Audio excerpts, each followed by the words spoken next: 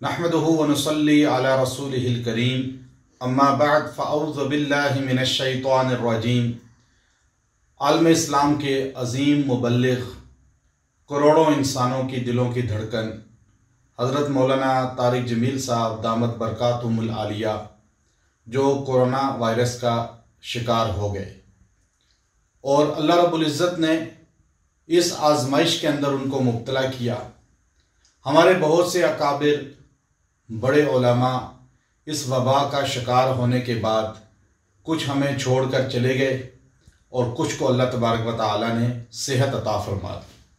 हज़रत मौलाना तारिक जमील साहब दामत बरकातुहुमुल आलिया, जो आलम इस्लाम और तमाम इंसानियत का दर्द रखने वाले हैं, उनके बयानात की वजह से बहुत से मर्द और ख़वातीन इस्लाम की तरफ, कुरान और सुन्नत की तरफ मुतवज्जे हुए। अल्लाह रब्बुल इज़्ज़त ने उनकी ज़बान में तासीर रखी है, तो आज वो कोरोना का शिकार हुए और हॉस्पिटल के अंदर एडमिट हो गए। हमें दिल से दुआ करनी चाहिए, हम सब इंसान दिल से दुआ करें कि अल्लाह रब्बुल इज़्ज़त हज़रत मौलाना तारिक जमील साहब हाफिज़ल्लाह ताला को सेहत अता फरमाए और उनका साया रहमत तादेर हमारे सरों पे सलामत रखे। ये वो अजीम शख्सियत हैं कि इन जैसे लोग सदियों बाद पैदा होते हैं।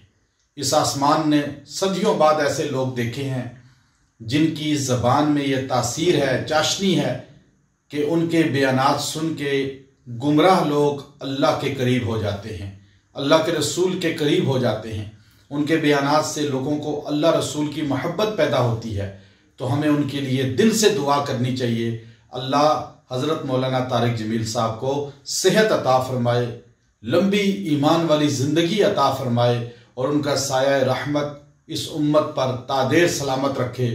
और हमारे कराची के अजीम आलिम दीन हज़रत मौलाना मुफ्ती तारिक मसूद साहब दामत बरकातुहुमुल आलिया भी कोरोना वायरस का शिकार हुए।